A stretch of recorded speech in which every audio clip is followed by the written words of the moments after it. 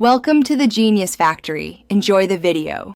In this video, I will show how to make cabbage ka paratha. Grate the cabbage, squeeze out excess water, and mix it with salt, 1 tsp chili, 1 tsp cumin, and chopped green chili. Add chopped coriander and 1 tablespoon oil to bind the filling, then taste and adjust seasoning. Prepare a soft dough with whole wheat flour and water so it's ready when the filling is done. Start by placing 2 cups whole wheat flour in a bowl and add water gradually to form a soft dough that's not sticky. Knead it for a few minutes until smooth, then cover with a damp cloth to rest for 10 to 15 minutes. Resting helps gluten relax so parathas roll easily. After resting, divide the dough into equal portions and roll each into small balls for stuffing and rolling.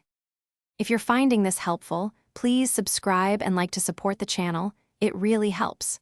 Quick recommendation: the new Kindle Paperwhite is great for reading recipes and cookbooks while you wait for dough to rest, and it's super portable for kitchen counters.